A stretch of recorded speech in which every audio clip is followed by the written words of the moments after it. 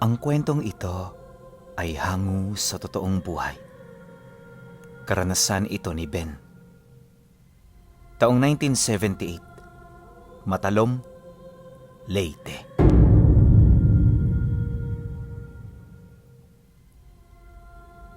Isang simpleng manggagawa lang si Ben noon sa Matalom. Ayon sa kanya, paggawa ng mga punyal at kutsilyo ang kinamulatan niyang trabaho. Ito kasi ang hanap buhay ng kanyang pamilya, kaya nung lumaki at magkaisip siya, ito na rin ang pinagkaabalahan niya. Hindi biro ang pagpapanday ng mga ganitong bagay pinuno. Dahil para makagawa ka ng kahit isa sa mga ito, kailangan mo ng matinding pagsasanay, karanasan, at higit sa lahat pagmamahal sa iyong ginagawa. Kung wala ka ng kahit isa sa mga yan, paniguradong mahihirapan kang makagawa nito at kalaunan mas pipiliin mo na lang ding sumuko. Pero sa parte ni Ben, likas na sa kanya ang pagmamahal sa trabaho. Bagaman may mga puntong halos wala na siyang kinikita, hindi ito naging balakid sa kanya na magpatuloy.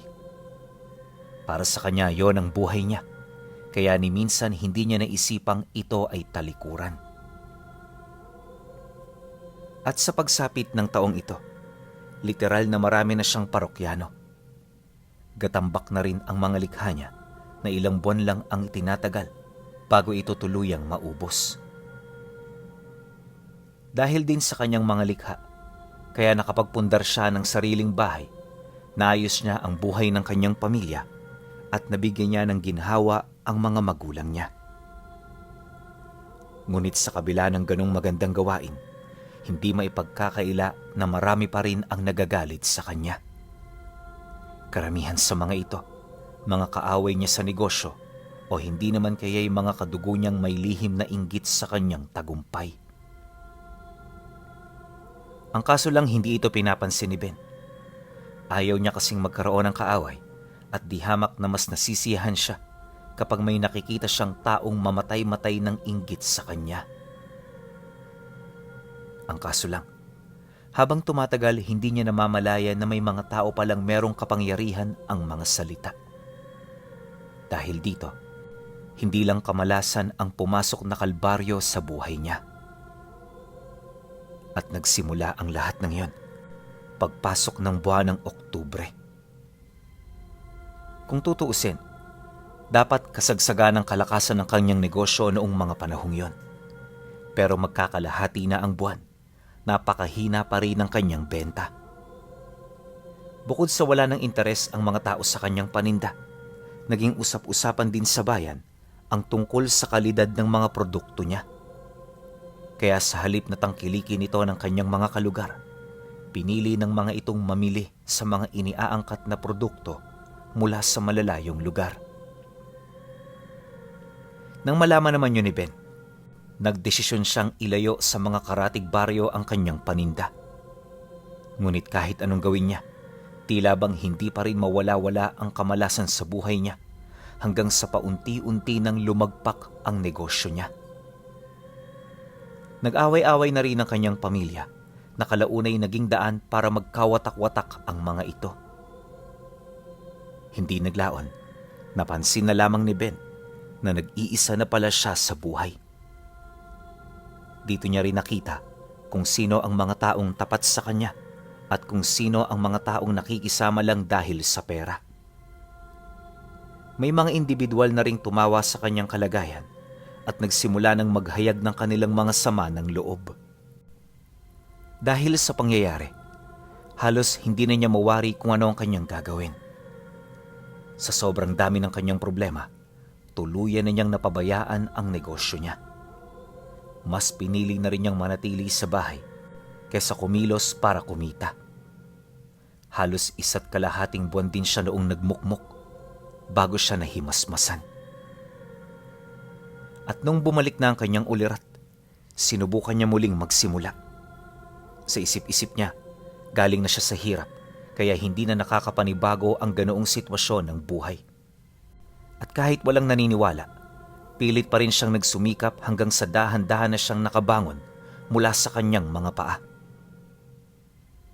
Ayon sa kanya, na para mabuhay noon kung ano-ano na ang tinitinda niya.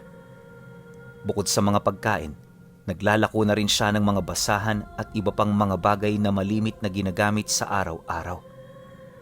Kaya sa paglipas ng mga linggo, naging laman na siya ng kalsada. Kumikita man ng kakarampot, hindi niya ito alintana dahil ang mahalaga mairaos niya ang kanyang sarili mula sa gutom na nagbabadya. Unti-unti na rin niyang tinatanggap na yun na ang kapalaran niya hanggang sa isang araw, may nakilala siyang isang matanda na nagngangalang Peralta. Isang mahusay na espiritista at manghuhula ang matanda, kaya nang makilala niya ito, agad siyang nagkaroon ng interes na malaman ang tadhanang naghihintay sa kanya. Subalit pagpasok niya sa bahay nito, biglang sumalubong sa kanya ang matandang halos hindi maalis ang tingin sa kanyang muka. Dala ng kuryosidad, hindi siya nagdalawang isip na magtanong ukol sa ibig nitong ipahiwatig. Nang marinig naman ito ang kanyang sinabi, bigla itong sumagot sa kanya ng, "Hindi ko maisip kung papaano ka nagtagal sa ganyang kalagayan. Napakatatag mo. Kung iba ang nakaranas niyan, malamang sa malamang nagpakamatay na." Dahil sa sinabi nito, agad siyang napaisip sa ibig nitong ipahiwatig. Base kasi sa pamamaraan ng pagsasalita ng matanda, parang may nalalaman ito sa buhay niya. Kaya dala ng kuryosidad, tinanong niya ito ng tinanong hanggang sa mailahad na nito ang tungkol sa sumpang bumabalot sa kanyang katawan. Ayon dito, malakas ang sumpa na nakakapit sa kanya, kaya kahit anong gawin niyang pagtatrabaho, hinding-hindi na siya uunlad pa. Nalaman din ito na may dugong aswang ang gumagambala sa kanya, pero wala itong nakitang hangarin na siya ay paslangin. Marahil ang nais lang ng nilalang na yon ay pahirapan siya hanggang sa tumanda at mamatay. Dagdag pa nito na, anuman ang rason nito, nakakasiguro itong personal ang galit ng nilalang na yon. Matapos naman niyang marinig ang paliwanag ng manghuhula, hindi siya kagad nakaimik. Bukod kasi sa wala siyang ideya sa sinasabi nito, hindi rin siya gaanong naniniwala sa mga aswang-aswang na yan. Ang tanging pinaniniwalaan lang niya, ang Diyos na siyang naglikha ng sanlibutan. Ngunit nang marinig ito ng matanda, dahan-dahan itong sumagot sa kanya ng, "Dapat maniwala ka. Kung merong liwanag, meron ding dilim. Balanse ang lahat ng bagay sa mundong ito. Kaya lahat ng puwersang namumutawi, merong sumasalungat dito. Kung gusto mong bumalik sa dati ang buhay mo, hanapin mo ang taong yun. Sa kanya ka makipagkasundo para siya mismong bumawi sa sumpang ibinigay niya sa iyo. At kung hindi ako nagkakamali, malapit sa inyo ang taong ito. Di ko man maaninag ang kanyang mukha. May mga nakikita akong alaala kung saan kayong dalawa ay masayang nag-uusap." Matapos nitong makapagsalita, agad naman niyang napansin ang pagkawala ng liwanag mula sa bolang kristal na nakalagay sa mesang nasa likuran nito. Maya-maya pa, dito na rin napahinga ng malalim ang matanda, indikasyon na tapos na ang panghuhula nito sa kanya. Bago rin siya umalis sa bahay nito, paulit-ulit siya nitong pinaalalahanan na mag-ingat. Iwasan niyang magpadalos-dalos sa kanyang mga nararamdaman dahil maaaring ito ang maging mitya ng kanyang kamatayan. Nang marinig niya ang sinabi nito, tumangulang naman siya at nagpasalamat. Sa sobrang awa ng manghuhula sa kanya, di na rin siya nito hininga ng abuloy para sa ginawa nitong serbisyo. Batid kasi ng matanda na mas naghihirap pa siya kumpara sa kalagayan nito. Ilang araw ang lumipas. Dito na nagsimula ang kanyang paghahanap. Hindi ito naging madali dahil sa dami ng kanilang mga kakilala at kalapit ng kanilang pamilya. Isa rin sa mga naging balakid sa kanya ay yung pangiitsapwera ng mga kadugo nilang nakakaangat na sa buhay. Galit man si Ben sa mga ito, wala siyang magagawa kundi ang tahimik na maglakad papalayo. Hindi nagtagal, nang makausap na niya ang iilan sa mga ito, wala naman siya roong napansing kakaiba. Lahat yun normal, hanggang sa dito na sumagi sa kanyang isipan ang lolo niyang matagal nang nakaaway ng kanyang ama dahil sa pagtutol nito sa mga desisyong may kaugnayan sa pagpapaunlad ng kanilang negosyo. Alam naman ni Ben na hindi niya pa nakakausap ang lolo niya, ngunit may kutob siya na ito ang pinagmumula ng lahat ng sumpa. Marahil ay hindi talaga siya ang pinakapakay nito, bagkus ay ang pagsibol ng kanilang negosyo. Nang maunawaan niya ang tungkol sa bagay na yon, nagdesisyon siyang hanapin ng lolo niya. Alam niya kung saan ito nakatira. Ang problema, milya-milya ang layo nito sa bayan. Kaya kung pupunta siya roon, kailangan niyang ihanda ang kanyang sarili. Obligado rin siyang lumikom ng pera para meron siyang panggasta sa mga baryong madadaanan niya. Bagay na naging daan upang mamasukan siyang trabahador sa isa sa mga taong minsan na niyang naging karibal sa negosyo. Nang malaman nito ang ibig niyang mangyari, agad naman siya nitong tinanggap, hindi dahil sa kulang ito sa trabahador, bagkus ay dahil sa kagustuhan nitong maranasan na makapagtrabaho siya sa ilalim ng pamamahala nito.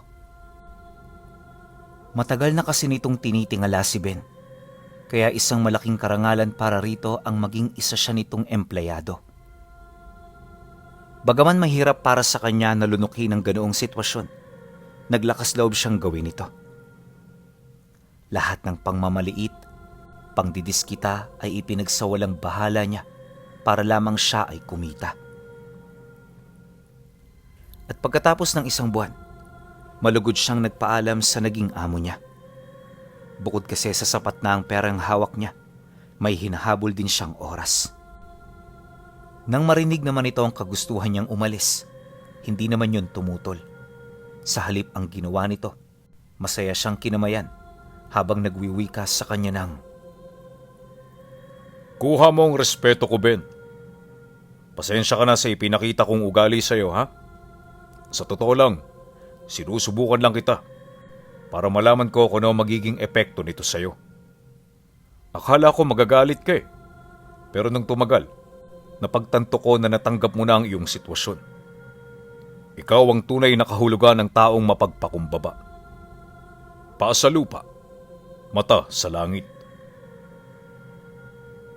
Nang marinig niya ang sinabi nito, tumangulang naman siya habang dahan-dahang tumutulo sa kanyang mga mata ang kakarampot na patak ng luha. Hindi naglaon.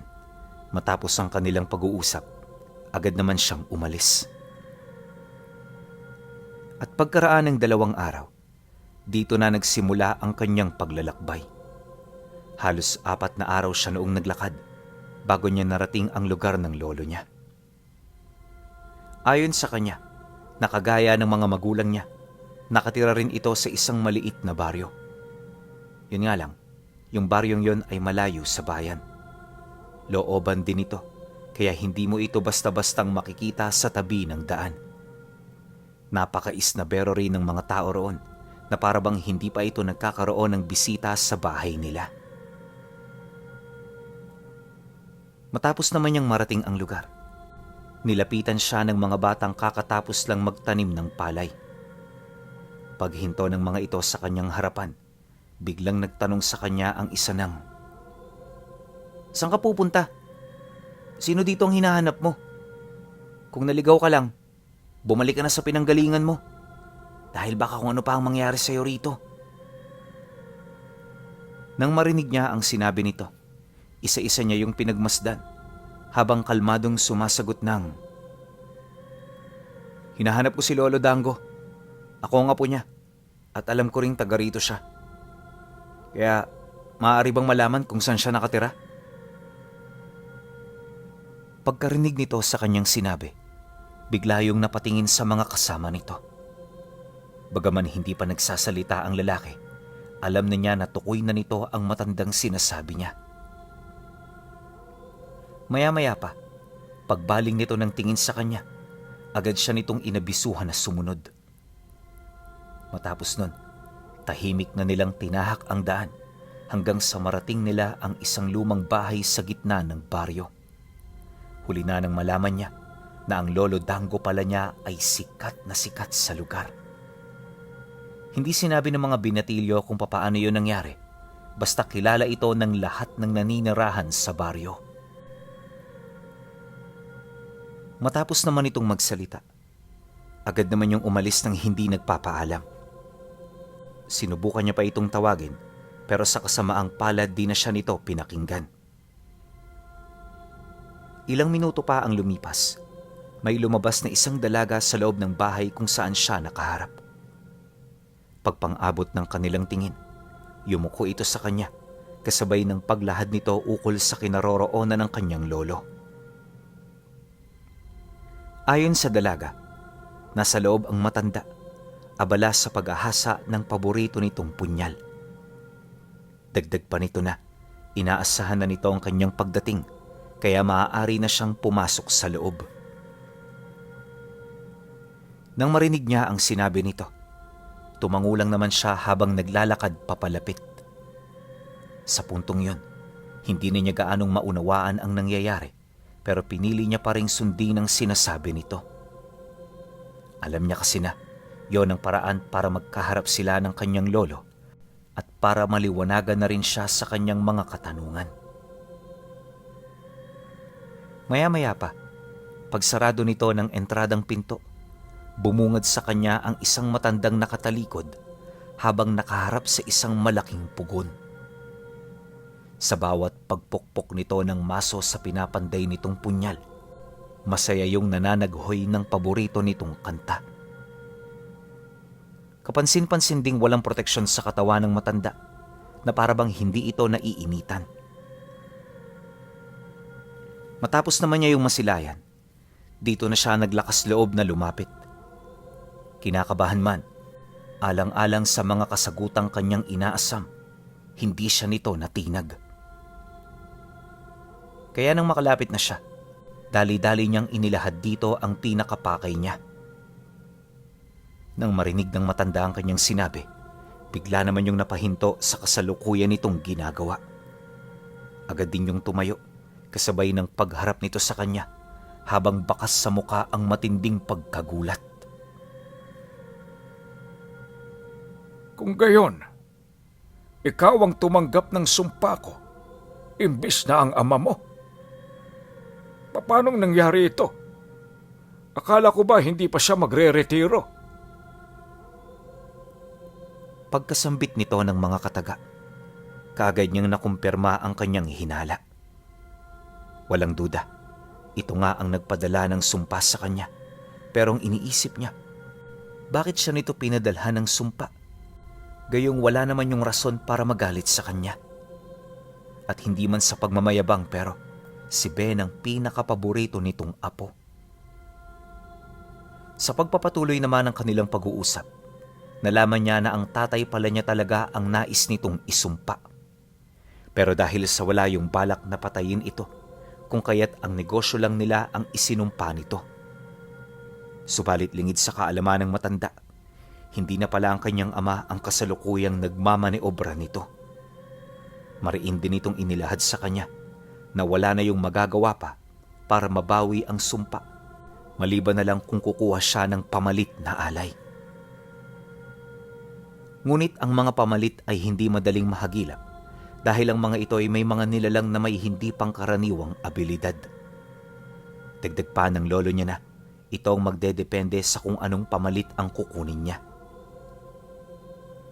Pagkarinig niya sa sinabi nito, di siya nagdalawang isip na sumang-ayon. Pero nang marinig ito ng matanda, tumawa lang yun sa kanyang harapan habang nagwiwi ka ng, Sa itsura mo, apo, walang tsansa na may uwi mo ito. Alam mo ba, isang aswang ang gusto kong ialay sa sumpang ito. Matagal ko na itong minimithi, kaya hindi pwede na hindi natin ito masunod. Wala hong problema, lo. Gagawin ko yan. Kung yan lang ang paraan para maibalik sa dati ang buhay ko. Basta ho, sabihin niyo sa akin kung ano ang kahinaan nito at kung ano ang araw na pwede ko siyang kaharapin nang hindi ako nasa alanganin. Sa pagpapatuloy ng kanilang pag-uusap, dito inilahad ng matanda ang mga bagay na kinakailangan niyang gawin. Personal na rin siya nitong binigyan ng armas nang sa gayoy kahit papaano meron siyang laban dito. Mariin din itong inilahad sa kanya na maaari siyang mapahamak sa misyong yon, kaya kailangan niyang magdoble ingat. Dagdag pa nito, hindi nag-iisa ang nilalang. Kaya kapag napadpad siya sa lugar nito, pag-igihan niya ang pagmamasid sa paligid. At para makalapit siya rito ng hindi natutunugan, pasasamahan siya nito sa mga pinagkakatiwalaan nitong tauhan. Nang marinig naman ni Ben ang sinabi ng lolo niya, nalaman niya kung saan siya pupunta at kung ano ang makakaharap niya. Ayon dito, isang matandang manlalason na mayroong dugong aswang ang kinakailangan niyang pugutan ng ulo. Nakatira yon sa ikatlong bundok mula sa baryo na kung saan tirahan ng iba't ibang uri ng elemento at mga nilalang na nasa panig ng kaliwa. Dagdag pa nito na, matagal na panahon na niyang inaasamang buhay ng matanda, ngunit wala siyang mahanap na rason para maisakatuparan ito. Pagtatapat pa nito sa kanya, na ginamit nito ang kanyang ama para mapaslang ang nilalang na kinagagalitan niya. Ang kaso lang hindi ganon ang nangyari, kaya kahit labag sa loob nito na siya ang papuntahin sa lugar na yon, wala yung magagawa. Yon ang kasunduan ng sumpa, kaya gagawin nila ito sa ayaw at sa gusto nila. Matapos naman nila yung mapag-usapan, dito na nagsimulang maghanda itong si Ben. Habang ginagawa niya ito, binigyan na rin siya ng lolo niya ng iilang mutya ng kaliwa na pwede niyang magamit. Nakatuon lang yon sa lakas at sa bulag dahil ayon dito, yon ang pinakaimportanteng abilidad na dapat meron siya. Sinanay din siya nitong magpigil ng hininga sa loob ng mahabang oras at gumawa ng lunas para sa iba't ibang uri ng lason. Kalahati ng buwan niya ginugol niya rito. Kaya naman pagkatapos ng paghahanda, dalubhasa na siya sa paglikha at pagtukoy ng iba't ibang uri ng lason. 2 araw bago sumapit ang kanilang pag-alis, muli silang nagkausap ng lolo niya ukol sa kalabang kahaharapin niya. Tandaan mo, Ben, kahit matanda na ang demonyong yon, gabunan pa rin siya. Kaya kapag umatake ka na wag kang magpapakita ng awa. Sa sandali na meron ka ng pagkakataon para patayin ito, gawin mo na kaagad. Mas mabilis, mas malayo ka sa panganib. Wika nito sa kanya. Dagdag pa nito na, pagbigyan din niya ng pansin ng mga lason, nang sa gayoy alam niya kung ano ang lasong dumapo sa kanya. Napakahalaga nito upang maagapan niya ito ng mas maaga. Pagkarinig niya sa sinabi nito, agad naman siyang tumango. Hindi nagtagal, nang masabi na nito ang lahat sa kanya, nagsimula na silang maghanda. At makalipas ang araw na yon, nagkausap na rin sila ng mga tauhang makakasama niya. Lahat ng sasama sa kanya, kauri ng lolo niya, kaya alam na nito ang kanilang mga gagawin. Nangako rin yung hindi siya iiwan at nakahanda itong tumulong kung sakali man. Nang marinig niya ang sinabi nito, kahit papaano'y nagkaroon siya ng kumpiyansa sa sarili. Alam niya kasi na may tutulong sa kanya, kaya naman umalis siya sa baryo nang walang gaanong inaalala. Pagsapit ng gabi, sa tulong ng kanyang mga kasama, madali nilang narating ang ikatlong bundok. Para magawa ito, kung ano-anong pambabagat at panlilinlang ang ginawa ng mga ito upang malusutan lamang nila ang mga bantay na elemento. Nagdesisyon din ng mga kasama niyang may kakayahang lumipad na idaan siya sa langit upang mas maging mabilis at mas maging ligtas ang pagbaybay nila ng daan. bagay na kanya namang sinang-ayunan. Kaya paglapag ng mga ito, parang wala man lang nangyari sa kanya. Matapos nun, dito na nila pinagmasdan ang bahay ng manlalason na nasa paanan ng bundok. Katabi nito ang tahanan ng mga kalahi niya, kung saan sa estima ng kanyang mga kasama, maaari itong umabot sa 18 ang bilang. Bawat isa sa mga ito, alam nilang mga aswang, kaya habang hindi pa kumikilos itong si Ben, pinag-aralan nila ng maigi kung papaano yun mapapaslang nang hindi pa nakakapagpalit ng anyo. Kailangan kasi itong atakihin sa panahon na hindi pa yun nakakapaghanda upang maiwasan ang anumang problemang pwede nilang makaharap. At habang ginagawa nila ito, nakatuon naman ang wisyo ni Ben sa matandang kanyang papaslangin. Makalipas ang gabing yon, nanatili sila sa lugar na kanilang pinagtataguan. Mula roon, maigi nilang pinagmasdan ang ginagawa ng mga kalaban upang maisagawa nila ng mas maganda ang mga plano nila. Ayon sa kanya, na sa pagsapit ng sumunod na araw, normal naman ang ginagawa ng mga ito. Yun nga lang, pagsapit ng hapon, napansin niya na naging abala naman ang mga nilalang na yon sa pagkatay ng mga itim na baboy. At base sa kanyang mga kasama, ang mga baboy na nakikita niya ay parte lamang ng sabulag nito upang hindi malaman ng iba na mga tao pala ang kinakatay nila. Dagdag pa ng mga ito na karamihan sa parte ng karning nakukuha nila mula sa mga biktima ay kinakalat nila sa mga karatig merkado upang ipakain sa mga ordinaryong tao. Sa pamamagitan kasi nito, napapakalat nila ang kanilang mga lahi gamit ang mga yanggaw na nasa karne. At ang mga tao namang hindi nila tipo na maging kabahagi ng kanilang lahi, kinukuha nila para gawing pagkain. Nabanggit din ng mga ito na kaya hindi dumarami ang mga nilalang sa lugar na yon ay dahil sa nakasanayan nilang maghiwa-hiwalay upang mas mapadali ang pagpapakalat ng kanilang angkan. Nang marinig naman ni Ben ang sinabi nito, di niya maiwasang magulat sa mga bagay na kanyang narinig. Ngunit sa kabila nito, pilit niya pa ring itinuon ang kanyang wisyo sa pagmamasid hanggang sa unti-unti nang sumapit ang dapit hapon. Paglubog ng araw, agad niyang sinuot ang itim na pangil ng kalabaw bago mabilis na tumakbo patungo sa baryo kung saan nakatira ang mga ito. Paglapit naman niya rito, agad na pinasok ng kanyang mga kasamahan ang mga nakahiwalay na kubo hanggang sa mapaslang na ng mga ito ang kanilang mga kalaban.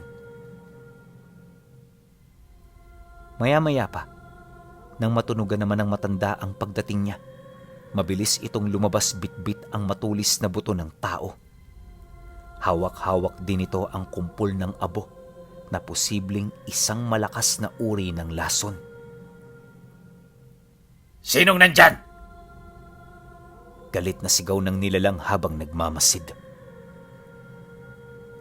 Nang marinig naman ito ni Ben, dahan-dahan niyang inalis sa bulsa ang hawak niyang sabulag hanggang sa masipat na siya ng matanda. Pagpang-abot ng kanilang tingin, agad naman siya nitong inihipan ng abo, ngunit bago pa man yun makarating sa kinaroroonan niya, mabilis na siyang tumakbo papalayo rito. Ilang minuto rin siyang nagpaikot-ikot sa kinaroroonan ng matanda hanggang sa mawala ang hawak-hawak nitong lason. Nang masipat niyang wala na itong hawak, dito pa lamang siya naglakas ng loob na umatake.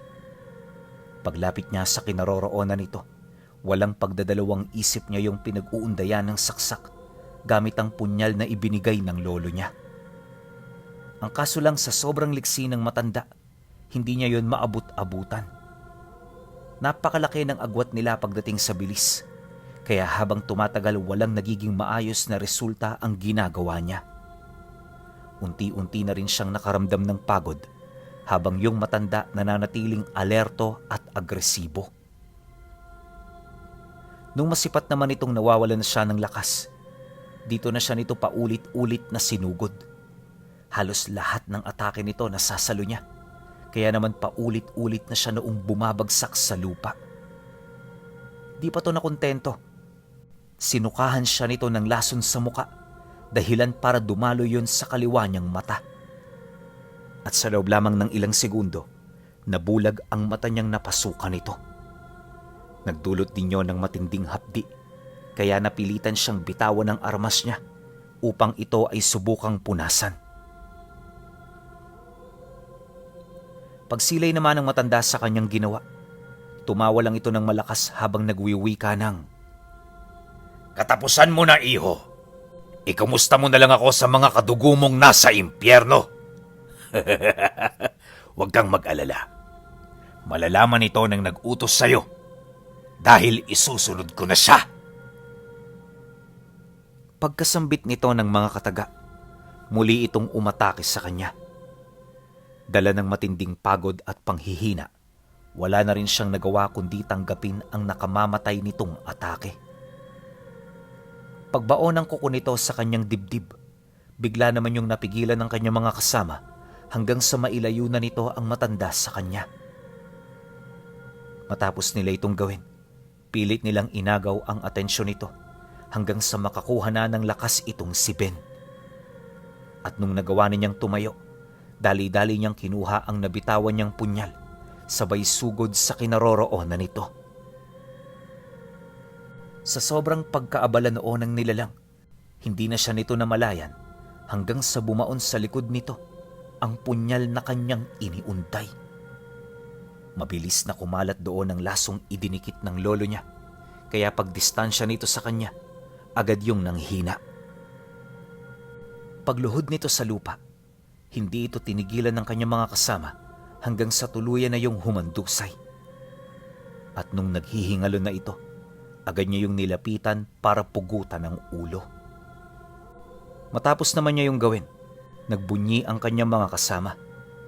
Yun na rin na naging hudyat nila para umuwi sa kanila. At pagkaraan lamang ng ilang buwan, paunti-unti bumalik na rin sa dati ang kanyang buhay. Sa puntong yon, dito nalaman ni Ben ang mga taong peke at mga tunay na nagmamahal sa kanya. Magmula noon naging pihika na rin siya sa pagpili ng kanyang kaibigan. Para sa kanya, nakuha na niya ang kanyang aral at nung minsan niyang tinangan ang nagkamaling sumpa ng matandang aswang. Pero para sa kanya, ang pinakatumatak sa kanyang karanasan ay noong nagkaroon siya ng bigay na misyon ni Lolo Dango.